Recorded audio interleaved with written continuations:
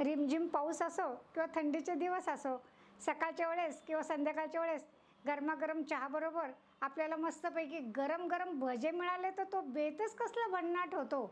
आता तर स्वीटकॉर्नचा सीझन सुरू झालेला आहे.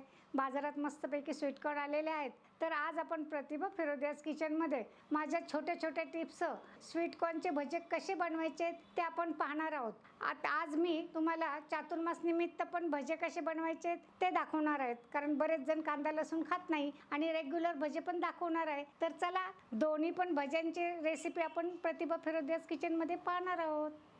स्वीटकॉर्नचे भजे बनवण्यासाठी मी येथे 2 ताजे स्वीटकॉर्न घेतलेले आहेत. हे साधारण 2 ते 3 व्यक्तींसाठी भजे होतात. आणि स्वीटकॉर्न घेताना व्यवस्थित पाहून घ्यायचे, कारण काही स्वीटकॉर्नमध्ये आतमध्ये कीड लागलेली असते, ती आपल्याला पटकन दिसून येत नाही. खालच्या बाजूला पण इथे पाहायचं आणि वरच्या बाजूला पण पाहायचं आणि मध्ये पण कुठे कीड लागलेली आहे का पाहायचं. बारीक बारीक सफेद आळ्या केव्हा केव्हा निघतात. हे स्वीटकॉर्न आपल्याला अर्धे कट करायचे आहेत, पूर्ण दाणा काढायचा नाहीये. जर पूर्ण दाणा तुम्ही भज्यासाठी काढला तर तो भजे तळताना तो दाणा फुगून अंगावर उडण्याची भीती असते, म्हणून शक्यतो हे असे अर्धेच दाणे कापायचे. हे पहा, अशा पद्धतीने स्वीटकॉर्न कट केलं म्हणजे ते दाणे तळताना फुटत नाहीयेत.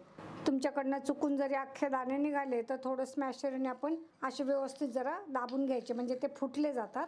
नंतर पण आपल्याला थोडासा मक्याचा जो भाग आहे तो पण आपल्याला काढून घ्यायचा आहे, म्हणजे आपलं वायाला जात नाही काहीच. जर आपण मिक्सरवर बारीक केलं तर ते खूपच बारीक होतात आणि मग आपले कॉर्नचे भजे कुरकुरीत होत नाहीत. कणसाला थोडासा राहिलेला भाग तुम्ही असा पिलरने सुद्धा काढून घेऊ शकता. हे कॉर्न अशा हाताने आपल्याला चुरगळून घ्यायचे, म्हणजे ते आतपर्यंत व्यवस्थित फुटले जातात. यामध्ये चवीनुसार मी मीठ घेतलेलं आहे, साधारण 1 चमचा. खारट कमी जास्त असेल त्याप्रमाणे तुम्ही घेऊ शकता. माझी मिरची काश्मीरी मिरची पावडर आहे, ती तिखट कमी आहे, ती पण मी साधारण 1 चमचा घेतलेली आहे.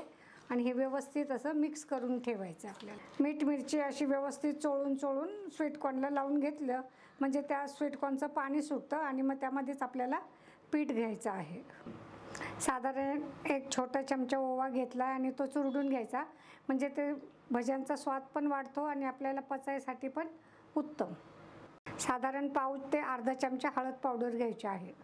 कोथिंबीर स्वच्छ धुवून घेतली आणि अगदी थोडी कोथिंबीर आपल्याला यामध्ये घ्यायची आहे. मी आता यामध्ये 2 हिरव्या मिरच्या टाकणार आहेत. मिरच्या माझ्या तिखट आहेत, तुमच्या आवडीनुसार तुम्ही कमी जास्त घेऊ शकता. मिरची मिक्सरवर थोडी जाडसर बारीक करून घ्या, किंवा तुम्ही बारीक बारीक तुकडे पण करून टाकू शकता. मी आता इथे बारीक तुकडे करून घेणार आहे. हे पहा, ही मिरची पण आपण यामध्ये घ्यायची आहे. मिश्रण सगळं व्यवस्थित मिक्स करून घेऊया. आपले भजे कुरकुरीत होण्यासाठी मी इथे जाड कांदा पोहे आहेत ते मिक्सरवर अर्धी वाटी बारीक करून घेतलेले आहे.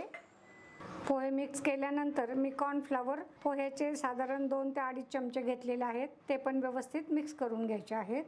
आता आपल्याला ज्याप्रमाणे लागेल त्याप्रमाणे आपण बेसन पीठ घ्यायचं आहे.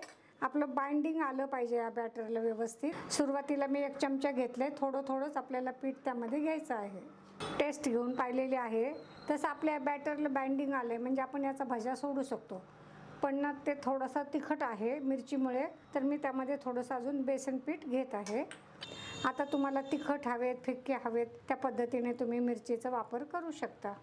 इकडे मी गॅसवर तेल गरम करायला ठेवले. थोडंसं कडकडीत तेल आपल्याला यामध्ये घ्यायचं आहे, म्हणजे भज्यांना एक छानपैकी कुरकुरीतपणा येतो. गरम तेलात लगेच हात घालायचा नाहीये, हलक्या हाताने परत मिक्स करून घ्यायचं आहे. आता इथे पाण्याची गरज लागत नाहीये. जर तुम्हाला हवं असेल की खूपच कोरडं बॅटर झालं तर तुम्ही या पद्धतीने असे शिंपडूनच पाणी घ्यायचं, म्हणजे ते भज्याचं बॅटर जुळून येतं आणि आपल्याला भजे सोडायला त्रास होत नाही.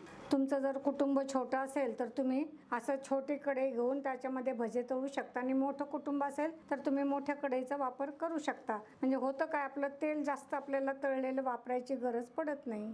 आता पाण्यामध्ये आपला हात बुडवून घ्यायचा आणि एक भजा आपल्याला सोडून पाहायचा. अगोदर तेलाला ताव आलाय पण एकच भजा सोडून पाहायचा आहे. स्वीटकॉर्न आहेत ते थोडेसे जपूनच आपल्याला तळायचे आहेत. मध्ये मध्ये तुमचं चुकून एखादा अखंड राहिला तो उडू शकतो. आपण आपली काळजी घ्यायची तळताना. मी आता गॅस मध्यम केलेला आहे. फार दाबून पण भजे सोडायचे नाही आहेत आणि फार ढिल्ले पण सोडायचे नाही आहेत. म्हणजे आपले स्वीटकॉर्न त्या तेलामध्ये सुटले जात नाही आणि भजे व्यवस्थित तळून होतात. आता मी गॅस मीडियम ठेवला आहे आणि आपले भजे कच्चे राहू नये म्हणून हे सतत आपल्याला तयार होईपर्यंत उलटे पालटे करत राहायचं, म्हणजे आपले भजे पण जळत नाही आणि ते चांगले व्यवस्थित थोडेसे बुडबुडे कमी होईपर्यंत आपल्याला हे भजे तळून घ्यायचे. आता सुरुवातीला टाकलेला भजा लाल व्हायला लागला, मी तो काढून घेते. तुम्हाला एकदा तेलाचा ताव कसा आला हे कळलं ना, म्हणजे ते भजे व्यवस्थित तळले जातात. मग आपल्याला गरजेनुसार कमी जास्त गॅस करून हे भजे तळून घ्यायचे. फार मंद गॅसवर पण तळायचे नाही, फार मंद गॅसवर तळले तर भजे मग तेलकट होतात. भजे आपले कच्चे पण नाही राहिले पाहिजे आणि जळकट पण झाले नाही पाहिजे. मोठ्या झाऱ्याने काढले म्हणजे तेल पटकन निथरून निघतं. छोटे छोटे कण त्यात सुटलेले असतात ते काढून घ्यायचे, नाही तर मग ते तेलामध्ये जळून जातात. चातुर्मास सुरू झालेला असल्यामुळे मी हे बिना कांद्याचे भजे तुम्हाला करून दाखवलेले आहेत. आपल्याला जर कांदा टाकून बनवायचा असेल तर तुम्ही पाहू शकता, मी उभा कांदा न कापता आडवा कांदा कापलेला आहे, म्हणजे त्याचे असे लांब लांब काप होतात आणि ते भजे पण व्यवस्थित होतात. मोठा कांदा नाही घ्यायचा, मीडियम घेतला. नाही मोठा म्हणजे जसा जसा असेल तसं घेऊ शकता, तसं काय नाही. ह्या कांद्याच्या पाकळ्या अशा मोकळ्या करून घ्यायच्यात. स्वीटकॉर्नचे भजे करताना आपल्याला पाण्याचा जास्त वापर करायची गरज पडत नाही.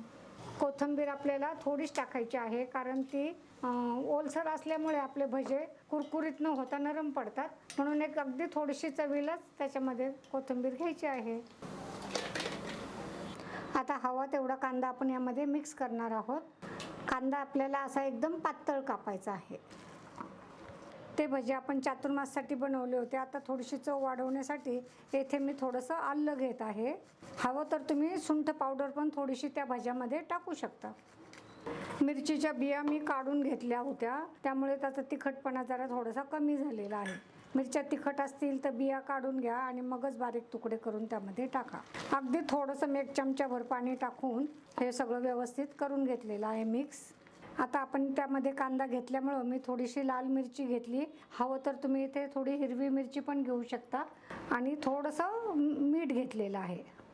अशाच पद्धतीने हे भजे पण मी तळून घेणार आहे. कांदा घातल्यामुळे पण त्याची चव छान लागते. नाही, सोडताना मी गॅस मध्यम ठेवला आहे. तळताना जळलं नाही पाहिजे, हे फार महत्त्वाचं आहे. आणि फार बारीक गॅस ठेवला तर ते भजे खूप तेल पितात आणि तेलकट होतात. स्वीटकॉर्नचे भजे बनवण्यासाठी मी हिरा बेसनच्या बेसन पीठचा वापर केलेला आहे. तुमच्याकडे असेल ते पीठ तुम्ही वापरू शकता, पण हिरा बेसननी टेस्ट पण भारी लागते आणि कुरकुरे पण होतात भजे. चला, एक भजे मी तुम्हाला खाऊन दाखवते. आपण पाहूया तो किती कुरकुरीत झालाय ते.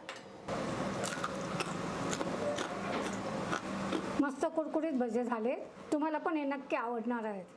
आपले स्वीटकॉर्नचे भजे अतिशय कुरकुरीत आणि खूप टेस्टी झालेले आहेत. माझी रेसिपीला लाईक करायचं आहे, शेअर करायचं आहे, माझ्या चॅनलला सबस्क्राईब नक्की करायचं आहे, कारण तुम्हाला मी नवीन नवीन रेसिपी दाखवणार आहे.